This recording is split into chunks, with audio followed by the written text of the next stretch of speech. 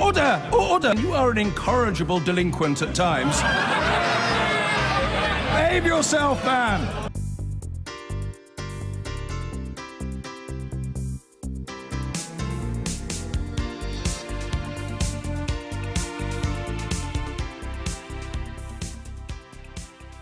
To lose one Brexit secretary could be considered a misfortune. To lose a minister and a foreign secretary just 12 hours later starts to look like a plan. The resignation of two big cabinet beasts may not have been coordinated, but the end effect is the same, a move designed to shake the Prime Minister's foundations, push her out of her own job. Now, Theresa May knows all this and so far looks prepared for the fight. Today she vowed to contest any vote on a confidence motion in her leadership, but the letters are already stacking up against her. At stake, her vision for Brexit. The Chequers meeting on Friday ending in that appearance of unity, so-called collective cabinet responsibility. Perhaps it was the optimism of good football or perhaps summer sunshine that made any of us start to believe it. But 2 days later, the charade is dead and possibly the PM's plan for Brexit is too. Let's cross first to our political editor, Nick Watt, and get the very latest. Nick, I know we've just had some of these announcements of new cabinet members replacing the old ones. What have we heard? That's right. I think there might well be some relief in Downing Street that at the end of a very difficult day, the Prime Minister has managed to fill the two big slots. So in the last 90 minutes, Jeremy Hunt has moved from the Department of Health and Social Care to replace Boris Johnson as Foreign Secretary. Now, does this show a more confident Prime Minister? Because obviously Foreign Secretary, that was a job slated for a Brexiteer. Jeremy Hunt voted Remain in the referendum, though he has recently turned into a bit of a Brexit convert, and that obviously followed the appointment, the promotion of Dom Raab from Housing Minister to replace David Davis as the Brexit Secretary. Dominic Raab, a bit of an acolyte of David Davis. And interestingly, really the second half of the day really went quite well for Theresa May. 2 hours taking questions from MPs in the House of Commons, made clear she's not moving from that Chequers plan, and she went straight from that to a meeting of the 1922 committee where there was some support from the Brexiteers. Lots of different groupings going on tonight. Is your sense that she is pretty much safe now? Well, there was quite a rallying cry from Boris Johnson in his resignation statement saying that Brexit is being suffocated by self-doubt. Now, my sense this evening is that there are some very, very angry Brexiteers, but at the moment they do not have the numbers to challenge and then to unseat Theresa May. What they really needed today was a big momentum to get that going, and those were two big resignations, but not really enough momentum as we speak. And interestingly, I was speaking to one former cabinet minister who was saying Theresa May is fine for the moment, the summer recess is almost upon us, but October could be a dangerous moment. Conservative Party conference, and then later that month the European Union will be responding to her plan. So look, Emily, I've been looking at really what has been a tumultuous day for Theresa May. Leadership can be a painful and lonely experience. Today, the world appeared to be closing in on Theresa May as the long-awaited showdown with her Brexit cabinet ministers finally arrived. The marathon Chequers meeting of Friday, which had supposedly settled the government's position on Brexit, cast its long shadow. After a weekend of soul-searching, David Davis concluded he could no longer remain in cabinet to sell a Brexit offer he believes is profoundly flawed. The point is, I was the person who had to present it to Parliament, to the European Union, to everybody else, and if I don't believe in it, then I won't do as good a job as somebody who does believe in it. Crucially for a veteran political plotter, he signalled that this is not the moment to unseat the Prime Minister. I know, I like her. I think she's a good Prime Minister. But you have weakened her, haven't you? There's no question about that. No, look, oh, come on, look at the coverage of your resignation. Yeah, it's one day. It's one day. And it's a matter of hours old. It's one day. That resignation left Boris Johnson dangerously exposed after months of semi-open revolt against Theresa May. In a sign of the breakdown in trust between Number 10 and the Foreign Office, Downing Street flushed him out after he informed the Prime Minister of his plans. And when his resignation letter appeared, it was clear why Downing Street had moved to preempt the departing Foreign Secretary. That dream is dying, suffocated by needless self-doubt. So, 2 resignations in one day on one theme, but these were very different events. Downing Street has long tired of Boris Johnson. Theresa May's only regret at his departure is the potential damage to her. In contrast, Number 10 was genuinely sorry to see David Davis go. His allies said that at one point he was even offered the Foreign Office to keep him on board. Even after the departure of the Brexit big beasts, the Prime Minister signalled there will be no change in direction as Leavers voiced concerns. This week, the activists were so disappointed about what had happened at Chequers. What did you tell them? They were betrayed. They said they were betrayed, and they asked why. They asked why do we go out each and every Saturday to support the Conservative Party, gets MPs elected. This is not a betrayal. We will end free movement. We will end the jurisdiction of the European Court of Justice. We will stop sending vast sums of money to the European Union every year. We will come out of the common agricultural policy. We will come out of the common fisheries policy. I believe, though, that is what people voted for when they voted to leave, and we will deliver in faith with the British people.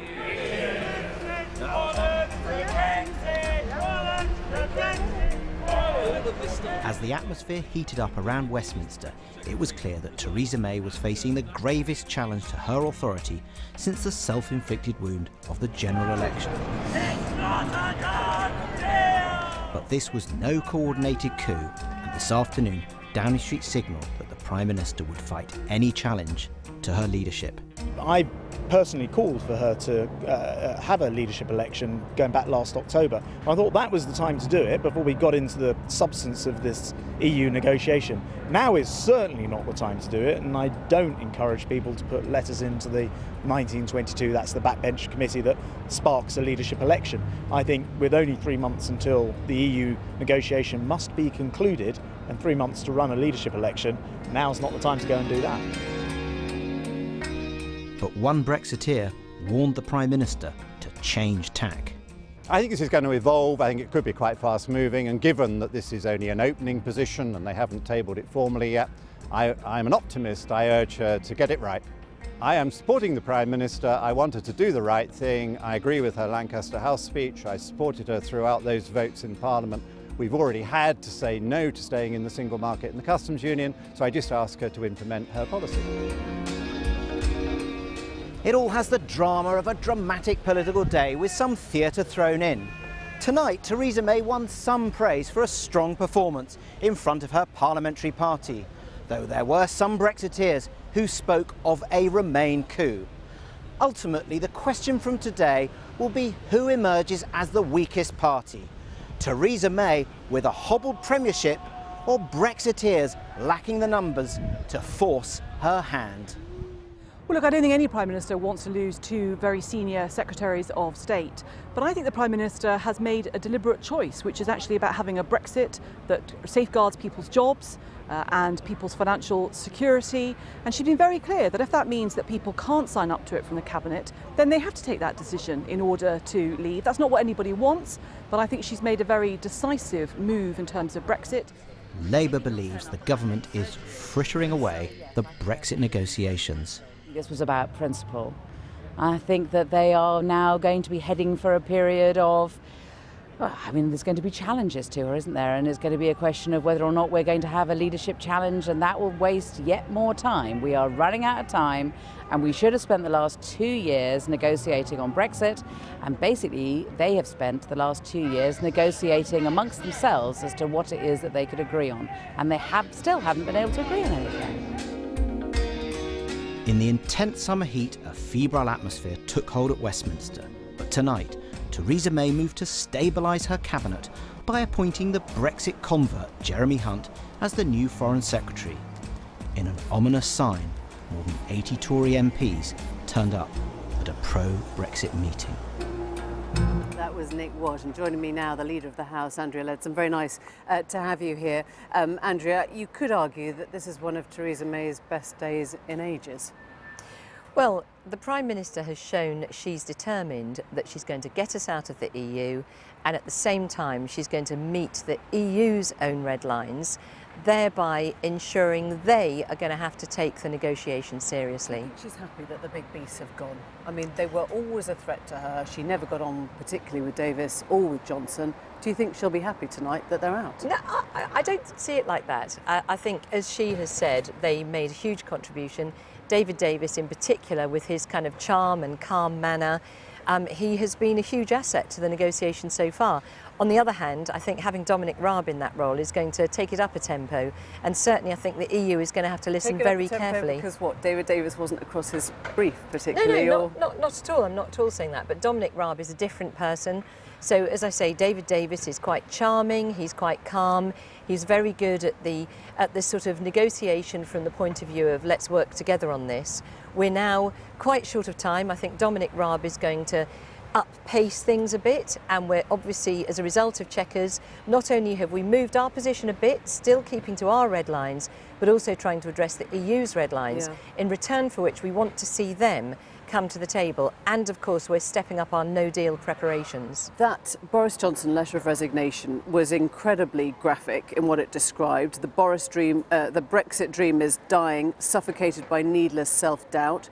Do you have that self-doubt? Absolutely not. So he's wrong on that? Well, I don't agree with Boris on this. I mean, I have the greatest regard for him, but at the same time, I judge this by our red lines as Brexiteers. Are we leaving the EU? Are we taking back control? Are we leaving the customs union and the single market? Will we get rid of free movement? Because you know what and we will do Boris all of Johnson those things. said about it in his own rather scatological fashion, what he thinks that those who stay behind are doing. Do you feel you're accepting something which is rubbish? No, as I say, I measure this by what the people of this country voted for. That will always be my yardstick. We are leaving the European Union, and that is absolutely key. It's what we promised people, and that's what will really punish us, is if we fail to deliver on the wishes of the people, and that's what the Prime Minister is determined to achieve. So just to go back to your red lines, because you've been very explicit here, we're going to take back our sovereignty, our laws, our borders, our money. You believe what was laid out on the table on Friday is all of those? Absolutely, And red lines in terms of EU citizens given preferential treatment, perhaps? Free movement will end. Free movement will absolutely she hasn't end. ruled out, Theresa May, hasn't ruled out preferential treatment for EU citizens over, say, the treatment given to Indian citizens. No, what the Prime Minister has made very clear is that under free trade arrangements, you do sometimes negotiate special relationship on visas. For example, if you have, Rolls-Royce is a fantastic developer of control systems for nuclear power stations, you might need people to be able to fly in at short notice. But it's more than just visas, isn't it? If there was preferential treatment for EU citizens across the board... But there won't be. Free movement will end. We will be back in control of our immigration policy. She could have ruled that out very easily. She has. Just said. She's been very clear, saying free movement On Saturday will end. she couldn't rule that out. I mean, she couldn't rule out preferential treatment for EU citizens. I'm just asking whether, if that is the case, would that be a red line? Would you have to walk away then? Free movement must end. That is indeed a red line for me. But the Prime Minister has been clear, free movement will end. She was clear again today in her statement in the House of Commons.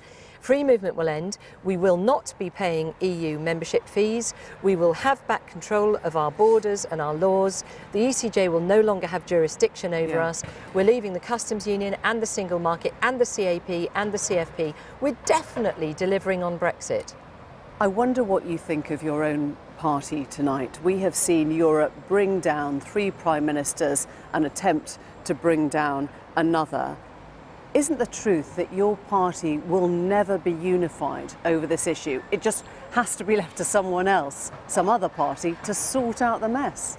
I completely disagree. And you disagree that it brought down Thatcher and Major and Cameron and possibly May now? Your point is that it needs to be left to another party. The other party would be Jeremy Corbyn. Really? Do you think he could actually organise anything like this? What I'm asking you to look at is the divisions with the ERJ, with the different groups, with the 1922 committee, with the Remainers that have come in, with the Brexiteers that have come out. That doesn't look like a party that has got its act together. What it is a party that is determined to act in the national interest, and colleagues in the Conservative Party have vastly differing views about what that means. But as we've just seen with the EU withdrawal bill, which as Leader of the Commons I was getting through Parliament, we had 37 days of debate, we had 1,400 amendments, and yet my party and other members of Parliament came together. Labour MPs coming into that conversation? Would you be open to making it a cross-party deal if it helped get it through? Well, it is. The parliamentary arithmetic. There's a lot of in people this who didn't like the Parliament. idea that the PM had invited in Labour ministers. No, but the point is, in this Parliament, the arithmetic means that this is a listening Parliament. We spend a huge amount of time discussing and debating with members cross-party to try and make the case by the strength of our arguments. Yeah. Because we don't have the numbers to be able to force through votes on a three-line whip, we do have to make the case. That's what I spend a lot of time doing as the Leader of the House. We're running out of time, and you're making a very rational argument. The wider picture is, quite frankly, we're an international laughingstock. You've got Theresa May having to meet Angela Merkel tomorrow. We've got the President of the United States flying into town on Thursday. We look like we do not know what we have been doing for 2 years, nothing to show for it, and exits, resignations and threatened assassinations all over the place. Well, I take a completely different view. What we've achieved so far is agreement on the rights of EU citizens here and UK citizens in Europe, on the divorce bill, on the implementation period. period. You're not close to Boris Johnson's line of thinking at all then. You are a complete convert then to the Theresa May school of Brexit. Brexiteer. No, I am a total Brexiteer. But you're talking the Theresa May message, so you are on the same page on this completely, are you? What we have to do is to get a deal that can work for the EU as well as for the UK. What this deal does is it does not breach our red lines, but it also seeks to meet the EU's red lines. So the challenge here, who we should all be pointing our guns on, is those negotiators in the EU. They are the ones who need to come to the table and take us seriously. You wouldn't support a leadership challenge by anyone else? Of course not. Absolutely not. Theresa May is determined to take the UK out of the EU in a deal that works for the United Kingdom. If he came and challenged Theresa May, you would not have your backing? I am supporting the Prime Minister to take us out of the European Union. Absolutely, Theresa May, yes. She is the Prime Minister. Andrea Leadsom, thank you very much. Thanks for joining us.